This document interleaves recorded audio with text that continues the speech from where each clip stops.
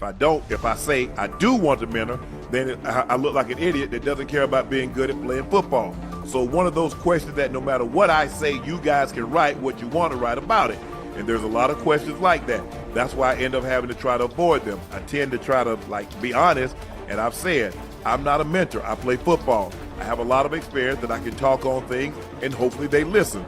But it's not necessarily my job to make sure they listen to me. Hopefully you have a really good relationship with the guys that they're in the room, and you naturally want to do that. Oh, Joe? What do you make of what Joe Flacco is saying?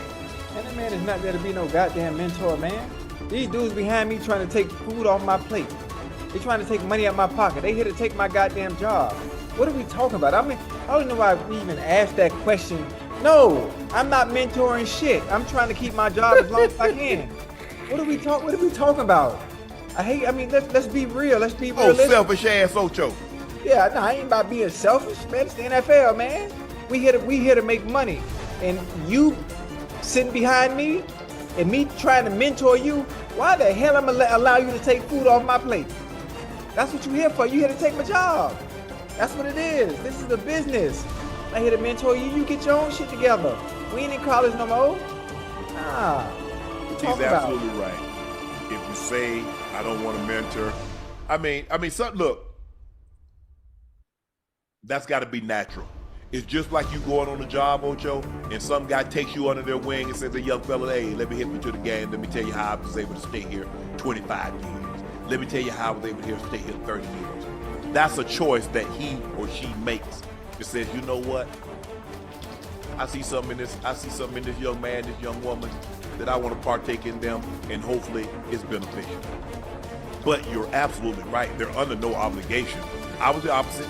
Young guys come in, I'm gonna try to, hey, make sure you study. I would quiz them. Okay, this right here. What do you know? Ask me a question. Why did I run the route like this? Why did I do it like that? X, Y, and Z. Oh, okay, I'm asking you. Okay, did you not see that safety down? The safety down told you the guy was coming. So why else would he be down? If he's in coverage, why would he be down here like this unless somebody's covering and he got to cover you because he knows you're going to be the hot receiver? Right. So it's little things like that. But I agree with you 1,000%, Ocho. It's not someone's job to mentor you, because you get that on a lot of jobs. They bring somebody else in, hey, teach them the ropes and teach them how to do this. Yeah, this is the NFL. The people sitting behind you that they tell you to teach are there to take your job. I mean, come on, man. This is the business. Absolutely. You make millions of dollars, and you understand every time someone is drafted, every time somebody is born in that room, it's to take your damn job. Yep. So Joe Flacco is what? How old is Joe now? Joe got to be damn near 40 because he's 16 seasons in the league. He had to come in. I don't think he came out early. Okay. Well, so he had, put it like this, he at least 38, 39. I don't know if he's 40, but he's 38, 39 at least. Yeah, how old he is. Joe trying to keep his job as long as he can. Yeah, because he knows what it's like. Ocho, remember, they came and got him off his couch. Yeah. He ain't trying to go back there anytime soon. What you have to understand is the faster he mentors whoever needs to be, whether it's Dylan Gabriel, whether it's Shador, is one more. Who's the other? He turned 40, Ocho. He turned 40 in January. Hey, the faster he mentors them, the better they're prepared to go and play. With Joe Flacco going home. Joe going home. He's going back to the couch. I'm sure that's not what he wants. He wants to be in there as long as he can. And for me, I think Joe Flacco needs to start the season, regardless of if there's a quarterback competition or not. Joe needs to play as long as he can until the number 2 or number 12, I'm going to say it like that, until number 12 is ready to go. That's it. I agree. It's hard for me to see a scenario in which Dylan Gabriel or Shador beats Flacco out and they're like, okay, yeah, this is the direction that we're going in to start the season. I'm not sure he has a very long leash. I'm not saying they're going to let him go 8-9 games and they only won 1. Pickett might have something to say about that. Like I said, I don't know. They got a lot of...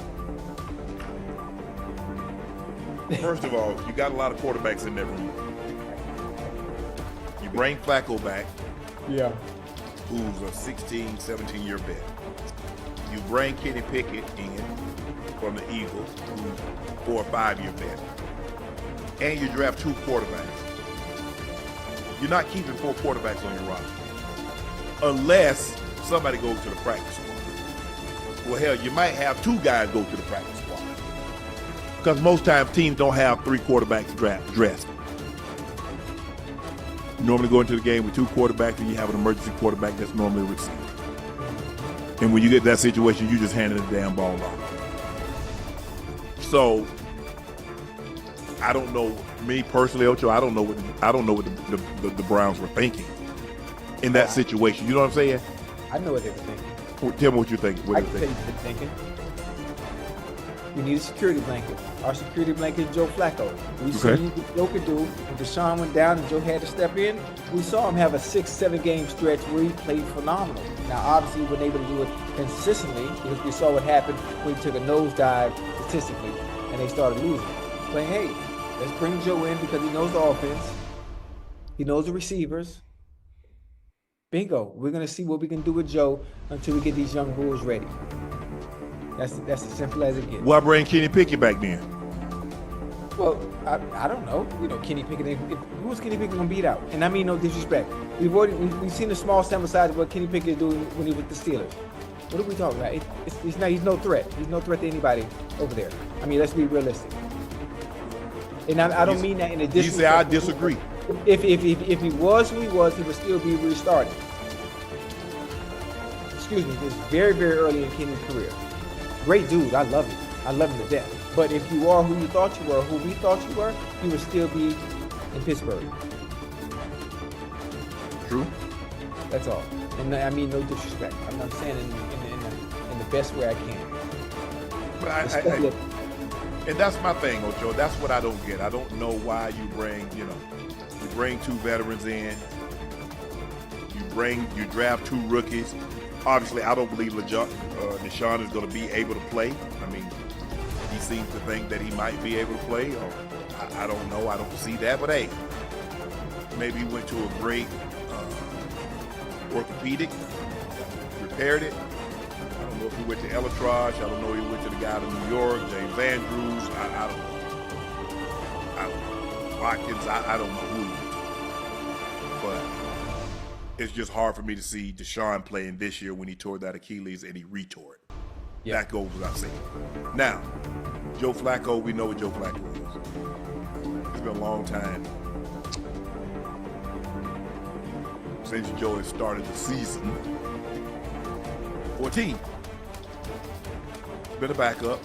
Guys don't perform well. He comes in.